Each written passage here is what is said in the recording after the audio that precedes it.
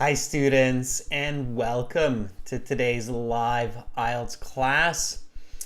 I am Adrian and I'm streaming to you from beautiful Victoria here on the west coast of Canada. I hope everybody has had an awesome week, and I hope your weekend is going to be off to a great start, or is off to a great start depending on which time zone you're in. Students, in this class we are looking at an IELTS Task 1 line graph that's focusing on second language learning. Welcome Jaineel, welcome Saeed, good to have our members joining in on time. Everyone, this is a members chat class. So in order to join the chat, become a member, click the join button next to the subscribe button. But of course, everybody is welcome to watch.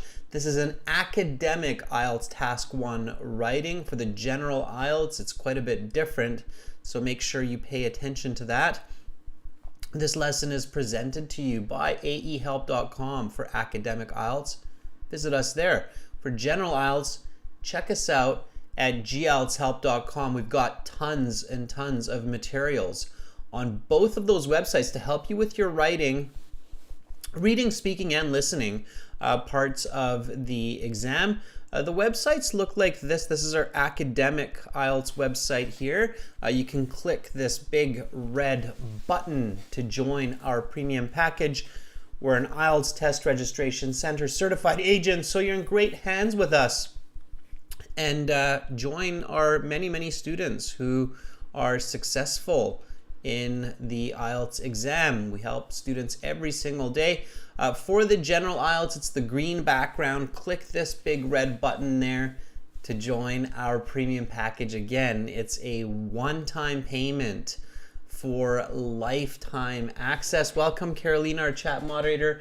Hi Udit, hi Rashika, good to see all of you in the class on time. That's fantastic.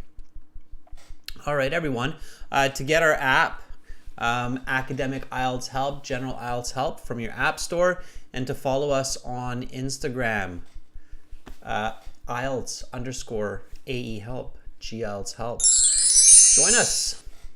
It's a great way to maximize your IELTS score and get your needed bands to pursue your dreams. All right, everyone. So questions, just send me an email to adrian@aehelp.com. Right now we have Task 1 Academic for members, and then in about 90 minutes we will have a Speaking Part 2 class that will be the cue card, and everybody will be able to join that class.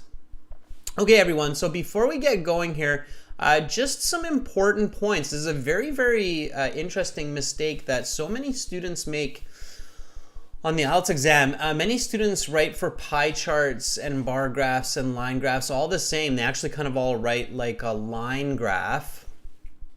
So when you're looking at academic task 1 and you're looking at a line graph, it's important to understand that line graphs and bar graphs and pie charts are all slightly different. So they do not show you the exact same interpretation of data. Okay, it's very important to understand that. So when you're looking at line graphs are used to show the correlation, positive or negative, between variables x and y, okay, on these interval scales. So what I mean by that is you have, so again, you have these correlations, okay? And correlation means basically a negative or a positive. So here, for instance, we have this dotted line, fossil fuels. So fossil fuels, here we have, like, let's say liters or something, and then here we have years, is showing a negative correlation because it's going downwards, okay?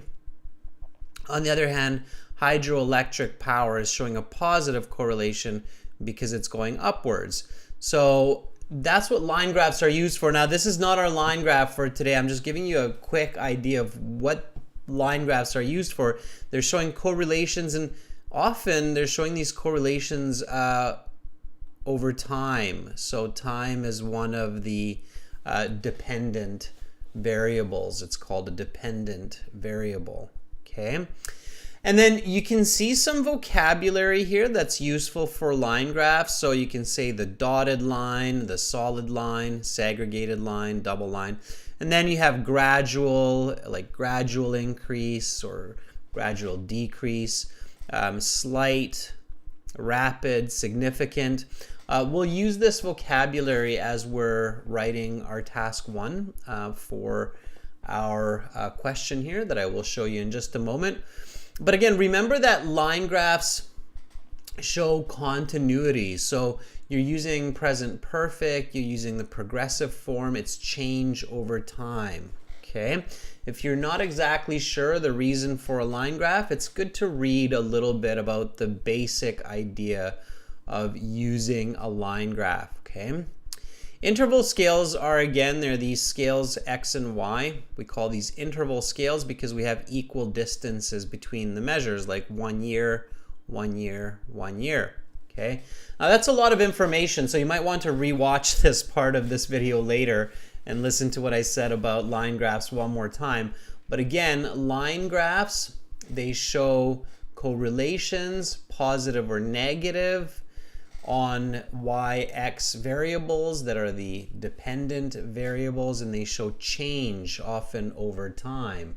So keep that in mind because that will have a big impact on the language that you're using for line graphs. Okay, and you'll see that when we do this example. And our example is right here. So this is the question that we're looking at today. So here we go, everyone. Let's read this together. Okay. And I do believe this was a past question on the IELTS exam. So let's have a read. It's always step 1. All right. Let's start by reading task 1 of the writing here. So read with me. Okay. All right. You should spend about 20 minutes on this task. The following chart shows the percentage of Canadian students learning several different second languages in high school over a given period. Okay, report the main features and make comparisons where relevant. Write at least 150 words. That's minimum 150 words.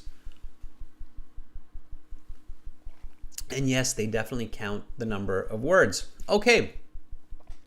So what I want to do is I want to observe this graph here, and it's a little bit small, so I'm going to jump over to our syllabus, and we'll continue from there.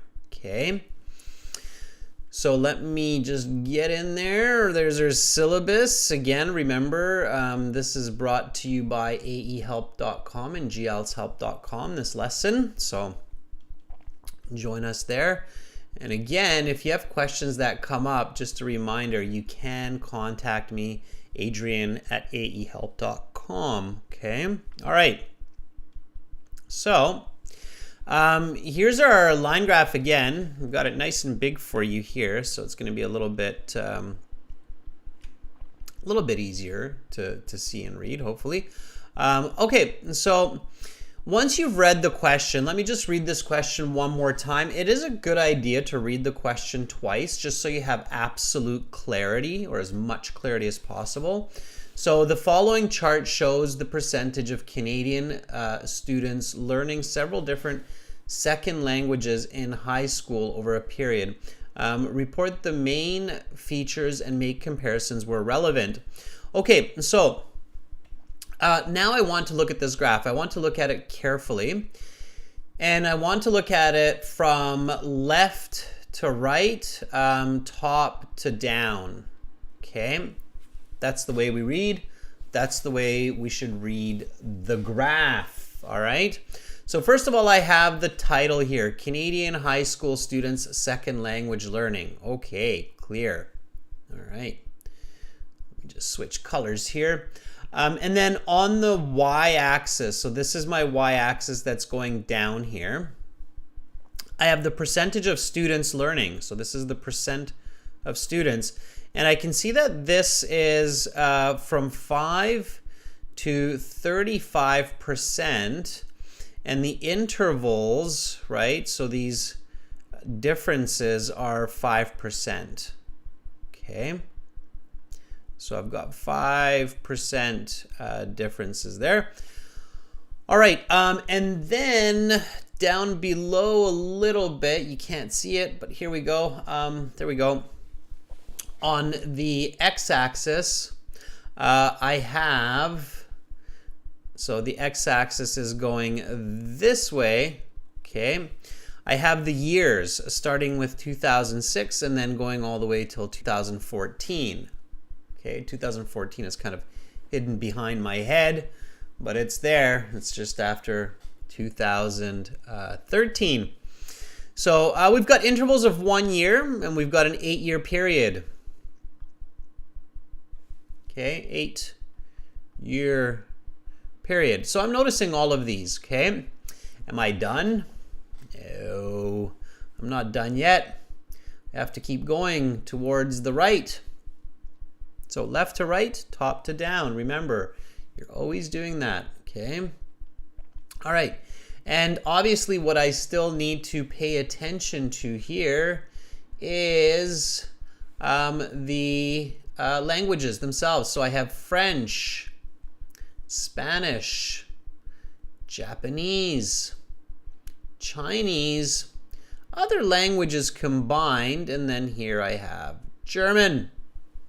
Okay, so those are my languages. So now that I have taken a look at the graph and observed the key information about the data, now I am ready to start writing, okay, this line graph. So a line graph, let me see here if I got it in my notes. I should. So a line graph, it has a few important steps to consider, or we could say a few important parts to consider, okay?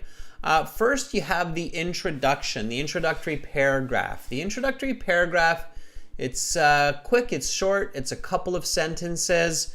It's paraphrasing the questions with detail. Okay, and then I have another short paragraph. It's the overview. The overview gives an idea of the most obvious features of the data to the reader. And then I have my longest paragraph. That's going to be maybe 6-7 sentences, which will analyze the data points and make some comparisons, and it will interpret the data for our audience. So not just simply numbers, okay? I'm not just saying oh, it's 10%, the other one's 20%, the other one's 25%. That's not very useful. It needs to interpret, like for example, a quarter of all Canadian students in 2008 chose French as a second language, right? So we need to interpret the data. And then we have a summary, okay? So keep this in mind. Introduction, short paragraph, it includes details. And then the overview looks at the most obvious data. So it's not necessarily the most and the least. A lot of students write the highest number or the lowest number. Yeah, that's often interesting and it can be the most obvious, but it's not always, okay? So if you want to get a really high band, like a band 8, band 9, look for the most obvious data and then interpret the data. So in your analysis, interpret that data, translate it into human language, into logical information. And then in the summary, what can we observe? What do we clearly learn from this data that we can see? That's what you want to keep in mind, okay? So let's work on these 4 different parts. And it will make a lot more sense as we get going here. Okay. Now, members, I hope you're listening because it's your chance to shine. So you will be doing this with me. So we're going to get right into the introduction here. intro, paragraph. So again, we are looking at the details in the graph to help us write a better introduction, okay? So in the introduction, we're paraphrasing the question here. All right, let me go a little bit smaller there. So we're paraphrasing the question here and giving some more detail. It's very important. I've seen still so many students just paraphrasing with no detail, and it's really not getting you a band score higher than a 6 or a 6.5. Let me start, and then we'll see how you do, okay? Yeah, Udit, for a band 8 or a band 9, it is important to include a summary, but the summary is not a conclusion. Okay, I'll show you what I mean by that. The summary is really kind of like the overview, but it's more of a piece of information that we understand once we analyze the graph. Okay, I'll show you what I mean by that, all right, later on. So right now, let's do the intro. So the line graph, okay, notice how it says the following chart here.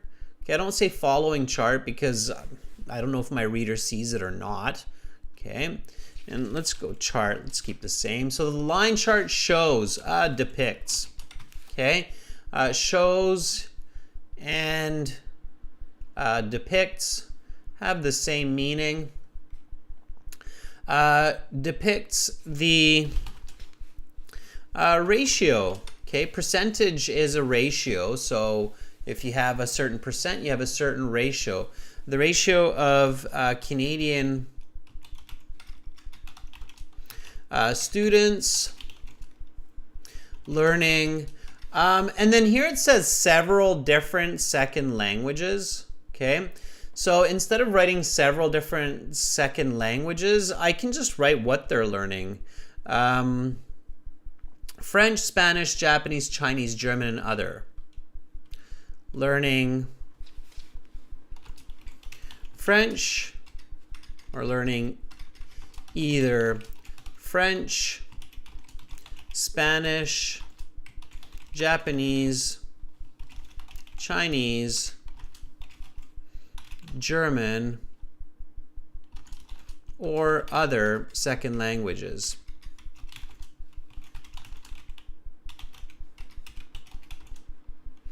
During high school, okay? So again, I'm just using the data here from the line graph. So French, Spanish, Japanese, Chinese, German, other. In high school from 2006 to 2014. Okay.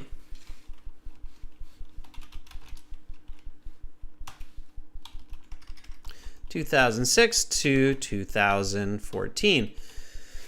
So it's my introduction, and as you can see, I'm already interpreting the information. Okay, so I don't just paraphrase. It's much more valuable to give these details. This is going to help you to get that band 8 or band 9, all right? So again, take a look. The following chart shows the percentage of Canadian students learning several different second languages in high school over a given period. Now look at what I wrote. The line chart depicts the ratio of Canadian students learning either French, Spanish, Japanese, Chinese, German, or other second languages during high school from 2006 to 2014. It's much more detailed, it's much more valuable, okay? If you simply just paraphrase the question without giving any more details, you have to basically write a perfect paraphrase, and then you might get a 6.5. Okay, I hope everybody got that. So I hope you're clear when I say that, all right? So like your teachers might be telling you, oh, just paraphrase the question. Yeah, if you do a perfect paraphrase, you might get a 6.5. Okay, but if you do more, if you give details like this, even if you have 1 or 2 mistakes, you can still get a band 7. Okay, because you're writing more coherently. This is much more coherent. This is original, coherent writing, so it gets higher band scores. Okay, Keep that in mind. And if you just paraphrase.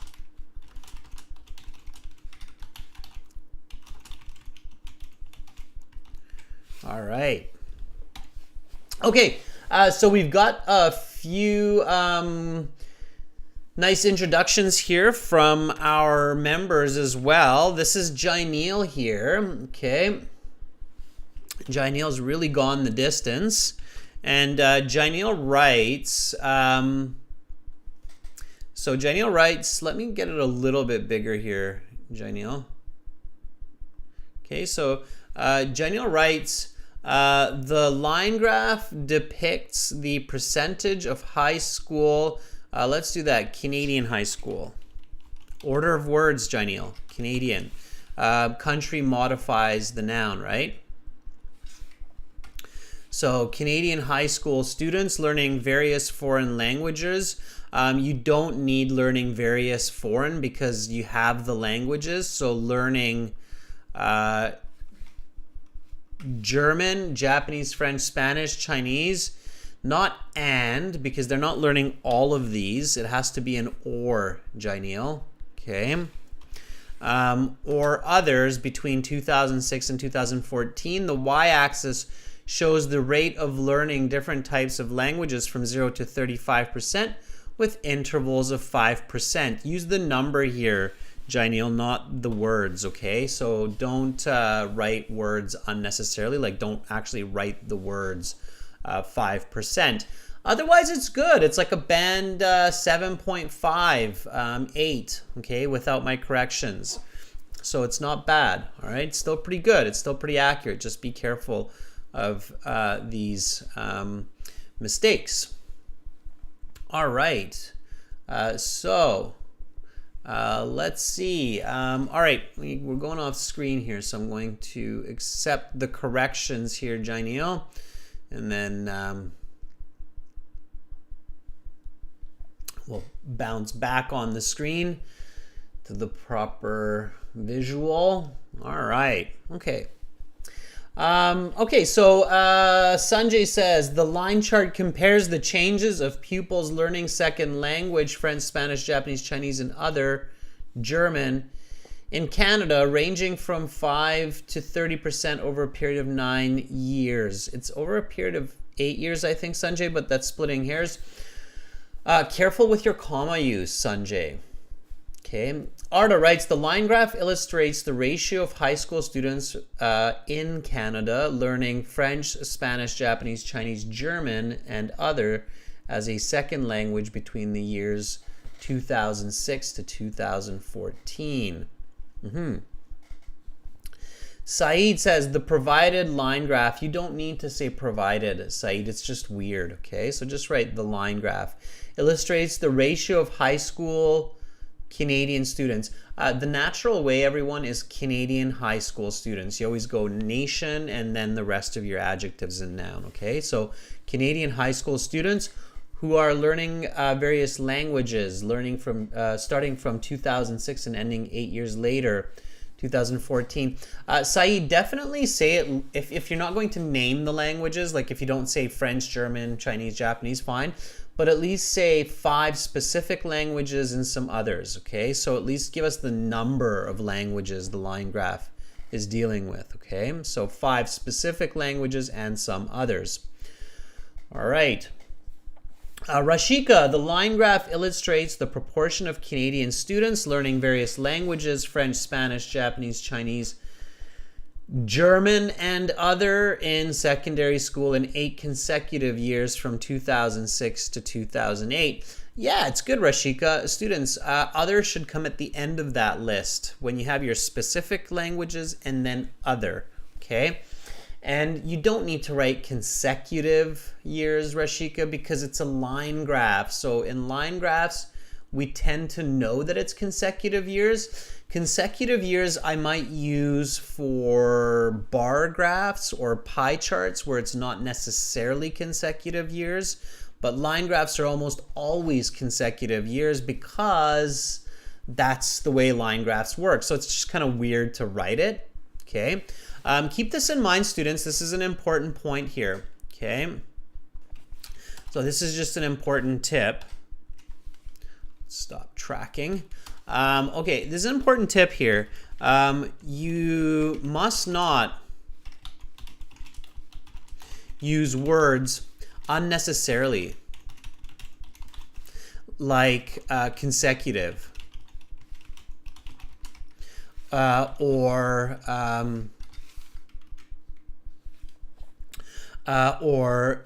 using words like given or provided, as I think, who was that? Was that Saeed? Yeah, provided. This is actually a mistake in writing. So using words, and it's not actually a small mistake. So especially when you get into professional writing and academic writing, it's not a small mistake to use words unnecessarily. So using words without reason, without good reason, is a mistake. Does anybody know what that's called, by the way, before I even tell you?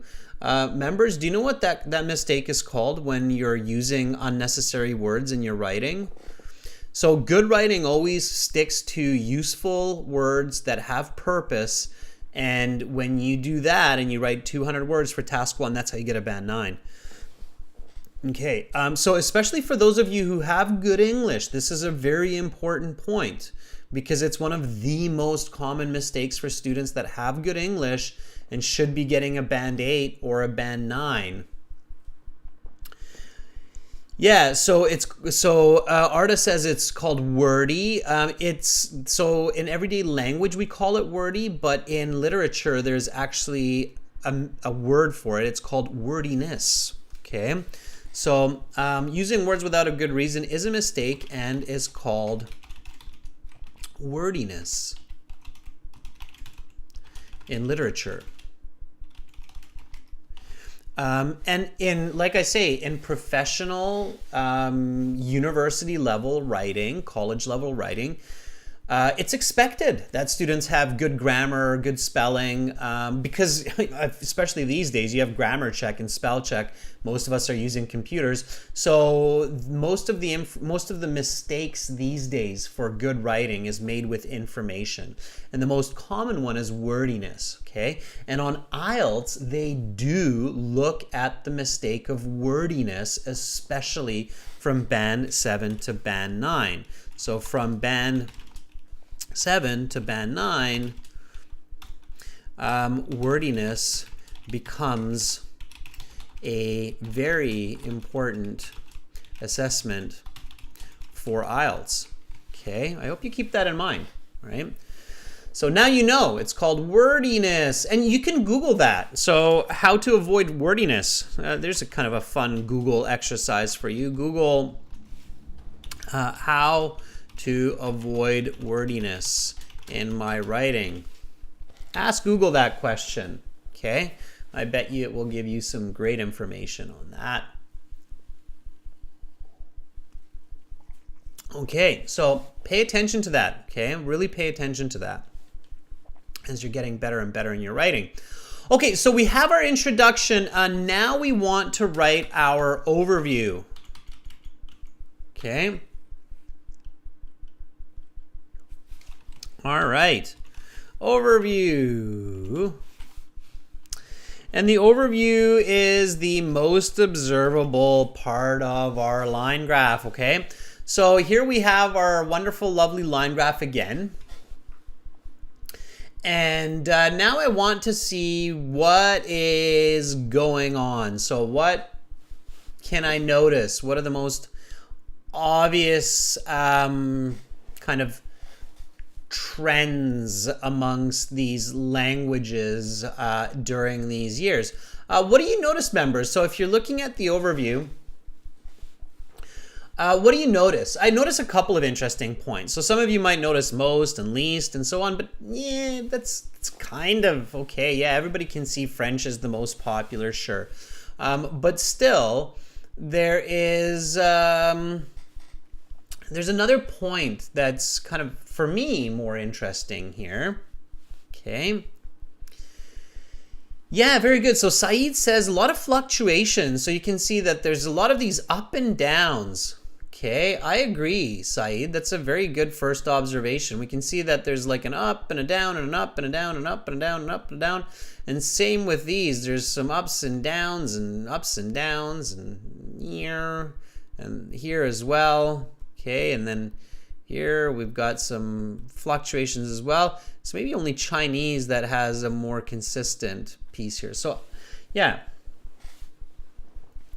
Okay, and then Jainil makes a good point too. Jainil says that we can kind of see that there's 3 languages. So if we pull a line there, Jainil's saying that we can kind of see that there are 3 languages which seem to have the upper half of this graph.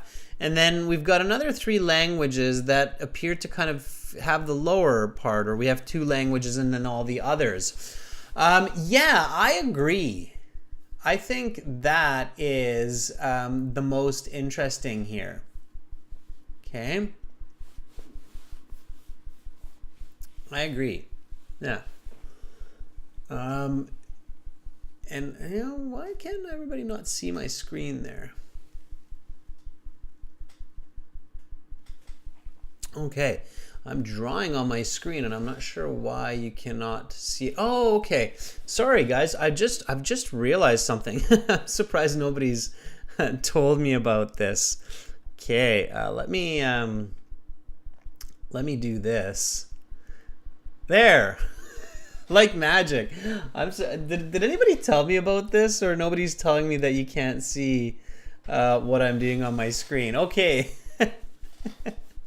Yeah, I'm like doing all this fancy drawing up until this point, and I just realized in my feedback display that you're not seeing my fancy drawing. Look at all this beautiful drawing that I was doing for you, and you just couldn't see it.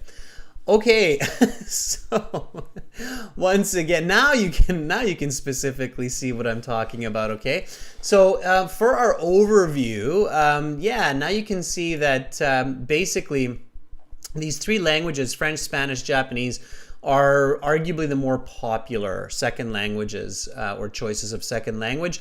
And they have fluctuations. And then these 2 other languages, Chinese and German, maybe take a little bit less popularity and also experience fluctuations with the others. Okay.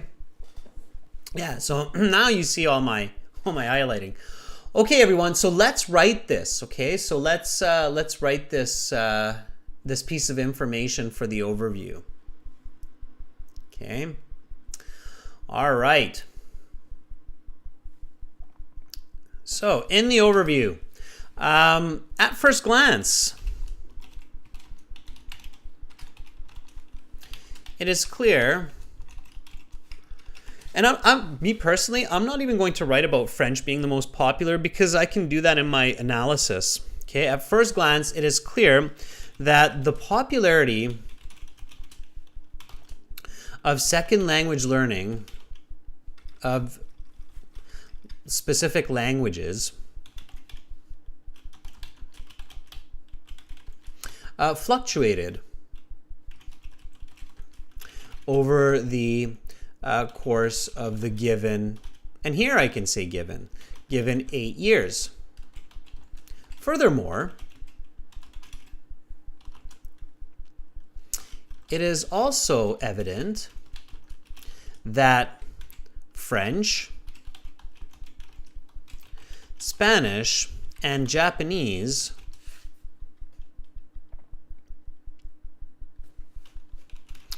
were the most popular choice of second language learning, while Chinese, German, and other languages were less popular. Okay, so that's it. That's all I'm going to say for my overview here. Okay, so again, one more time. At first glance, it is clear that the popularity of specific languages fluctuated over the course of the given years, of these specific languages, or of these languages. Let's simplify it, of these languages. Furthermore, it is also evident that French, Spanish, and Japanese were the most popular choice of second language learning, while Chinese, German, and other languages were less popular. All right. So that's my overview, okay? Again, nothing too fancy here. And you can, in your paper-based exam, kind of do that circling here. So like what I did, I just basically looked at the top half here, looked at the bottom half, and then I just saw that, hey, there's some fluctuations here, right? Okay, so that's all I did. Nothing too fancy. Okay, yes, it's all these colors, but nothing too fancy. All right. So let's see. Arda has an overview here. Let's see what Arda wrote. Okay. Arda writes, at first glance, it is obvious that the fame of these second languages fluctuated during the given 8 years. Very good. Yeah, absolutely. The fame, popularity, I can deal with that. Furthermore, French, Spanish, and Japanese are the most popular choices. It's past tense. So if you're referring to the actual years, Arda, you have to be careful because it should be past tense here. Okay? So it should be were. We don't know what they are now. In fact, it looks like Chinese was really increasing. So we have to be careful. Spanish and Japanese were the most popular choices, plural, you can count them, as a second language, while other three languages, it's not really other three languages. You have to be careful because we have German, Chinese, and other languages, while German,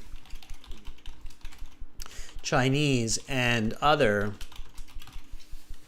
languages were less popular. So you have to be really careful with your data. That's the other. So wordiness is one of the big mistakes made at the band 7 to 9 level.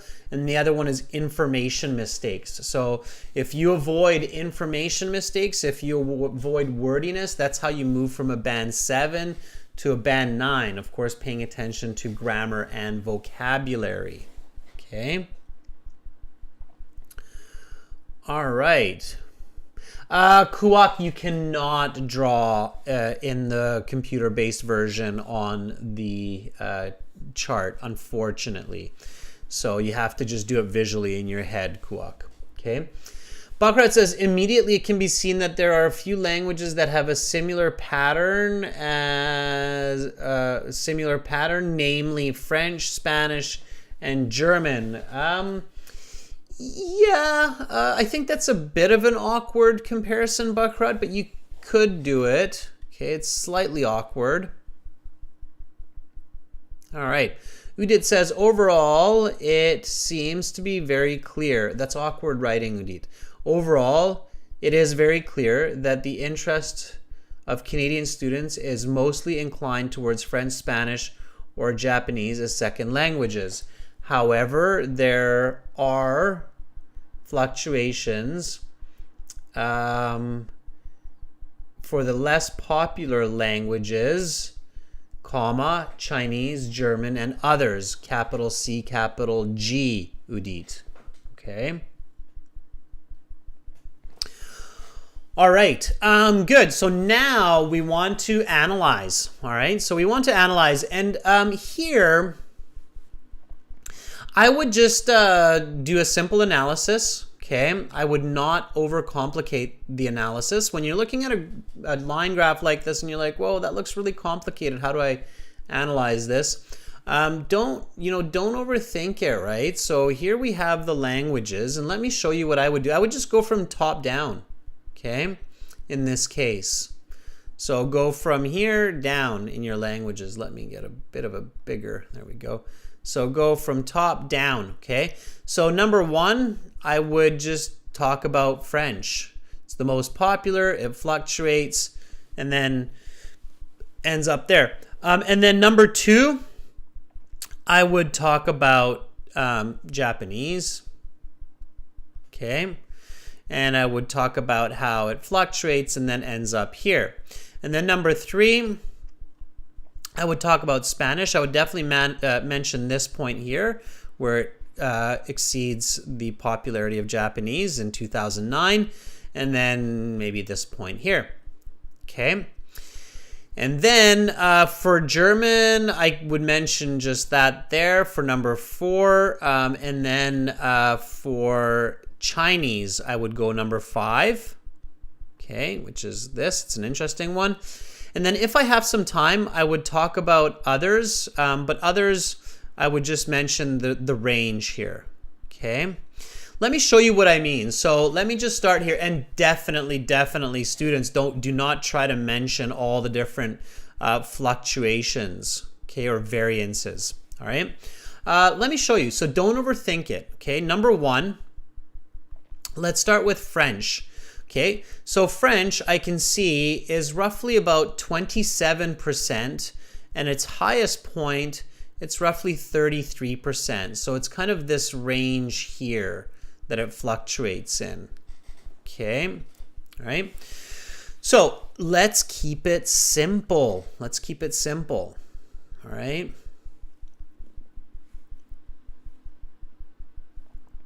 Okay. Here we go.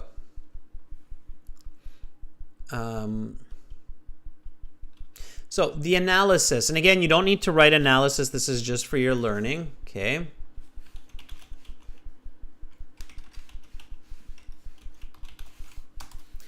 All right. So let's just do this. From 2006 to 2014, French, whenever you start a sentence with a time expression, like from a certain date to a certain date, make sure you put a comma after. So from 2006 to 2014, French is consistently the most popular second language, fluctuating between 27 to 33%, with an average around 30%. Okay. All right, and that's all I would do. And then I would immediately move on to Japanese. While Japanese was almost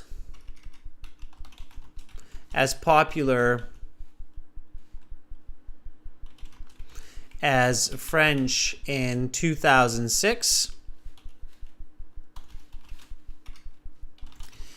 at around 27%, it eventually became less popular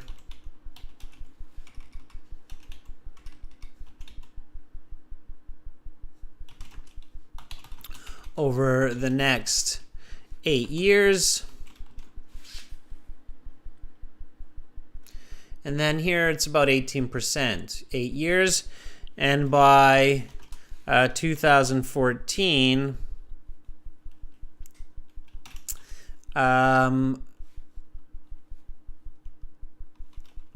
only 18% of Canadian high schoolers chose this foreign language. Okay. All right. And that takes care of number 2, which was Japanese. So we've got Japanese out of the way. Now I'm looking at Spanish. Okay. And I can see, Kuok, that you're writing, which is great. All right. I'd like to see writing from other members as well. Don't just listen to me. So write on your own as well. I can see artists coming up now too, which is great. Okay. Conversely,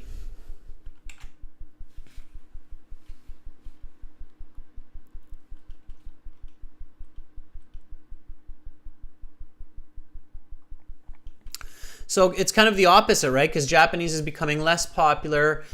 Spanish is becoming more popular. So we want to show comparison here. Conversely, right? It's the opposite. Okay. So conversely, Spanish gained popularity during this term. In 2006, about 1/5 of students learned this as a second language. But by 2009, that's where we have this crossover, right?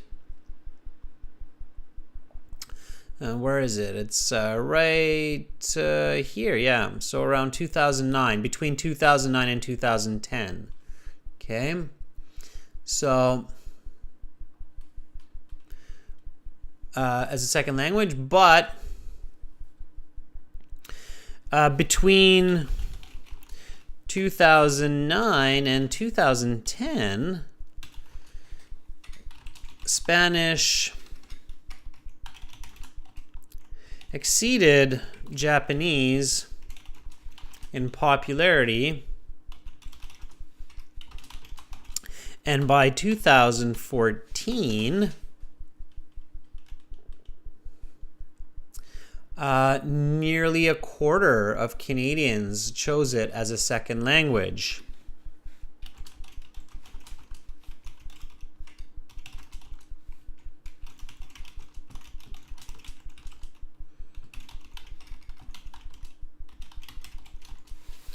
Okay, so that's Spanish out of the way. So I've got the three big ones. I've got French, Spanish, Japanese, which is great.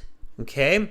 And we can see that German shows kind of the same trend as Japanese, while Chinese shows somewhat of a similarity to Spanish in the sense that it increased in popularity. Okay. All right. Now, yeah, Spanish, I mean, at one point it was 25%, and then it slowly decreased in popularity. So 2011, so I might fix that here in my information. There. Okay, a little bit more accurate. All right. Okay, so let's take a look at those last three languages. All right.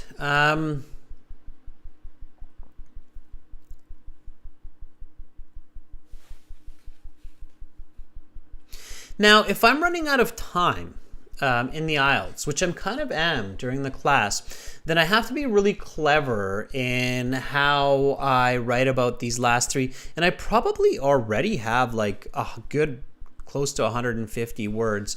Let me see how many words I have here. I can do an interesting word count here with a selective highlight. So I'm going to do a word count and just kind of see where I'm at with my number of words. Okay.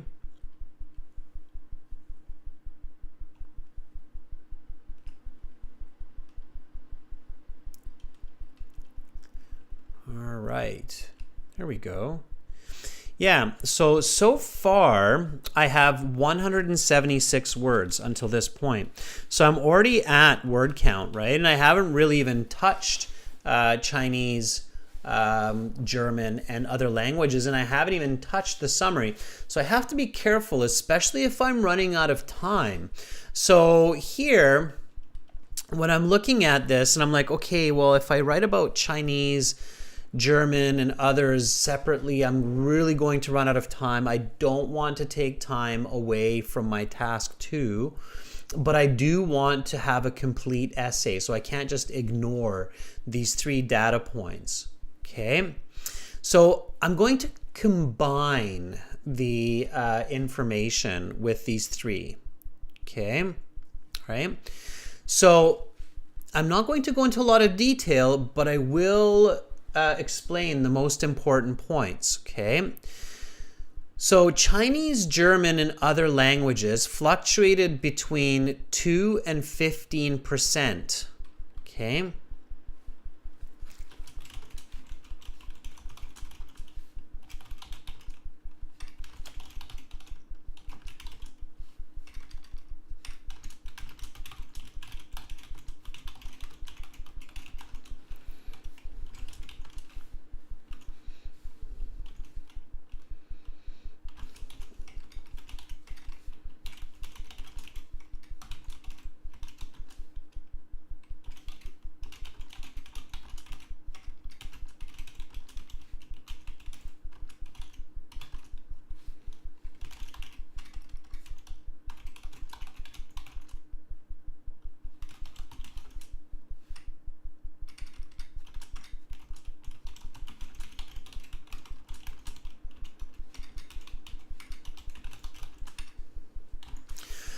All right, so I'm happy to just do this, okay? So I'm happy to just write this for the German, Chinese, and other languages. The popularity of German, Chinese, and other languages ranged between 2 and 15%. During this period, again, I'm leading with the time expression, so I need a comma there. German became less popular while Chinese rapidly increased in popularity. And yeah, okay, I didn't go into specific percentages and changes, but it is enough to kind of summarize those. All right? Okay. Now, if I have like 2 minutes left or 1 minute left in my 20-minute time, I might write a summary, okay? And again, it's a very important reminder. A summary is not a conclusion.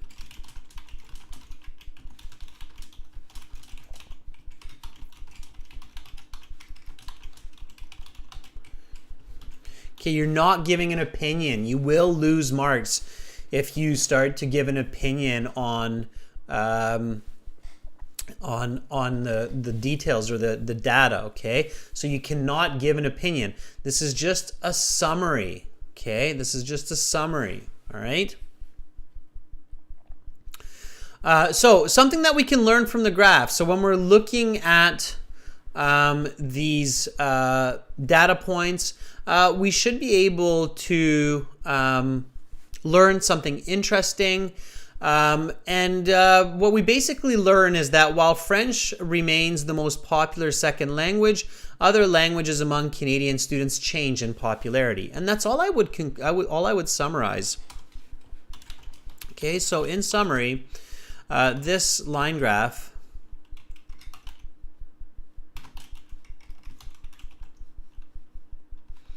implies that while French remains the most popular second language study among Canadian secondary school students, other languages change in popularity over time. Okay, that's all I would summarize. That's the basic information that I can take away from this line graph. Okay, so now if I do a word count, let me see. Let's grab that and let's grab that. I've got a couple of extra words in there, but that's okay. I'm not going to split hair or split hairs. And then I got that. Okay. So yeah, even with that, see, even though I wrapped it up pretty quick, I'm at 232 words. Okay. So I'm at about, I don't know, maybe 70% over the minimum. If you can achieve that in the 20 minutes, that's great. So your aim is somewhere around 200, 210 words if you're going for that band 8, band 9, okay? And you can see why, because you need about that many words to have a complete, clear essay, okay? I just can't even imagine trying to, you'd have to be extremely concise to do this essay in 150 words. Maybe it's possible, but very difficult for sure. Okay. So students, that's it. That's how this essay reads. The line chart depicts the ratio of Canadian students learning either French, Spanish, Japanese, Chinese, German, or other second languages during high school from 2006 to 2014. At first glance, it is clear that the popularity of these languages fluctuated over the course of the given 8 years. Furthermore, it is also evident that French, Spanish, and Japanese were the most popular choice of second language learning, while Chinese, German, and other languages were less popular. From 2006 to 2014, French is consistently the most popular second language, fluctuating between 27 to 33%, with an average around 30%. While Japanese was almost as popular as French in 2006 at around 27%, it eventually became less popular over the next 8 years, and by 2014, only 18% of Canadian high schoolers chose this foreign language. Conversely, Spanish gained popularity during this term. In 2006, about a fifth of students learned this as a second language, but between 2009 and 2010, Spanish exceeded Japanese in popularity, and by 2011, a quarter of students chose it as a second language. The popularity of German, Chinese, and other languages ranged between 2 and 15%. During this period, German became less popular, while Chinese rapidly increased in popularity. In summary, this line chart implies that while French remains the most popular second language study among secondary students, other languages change in popularity over time.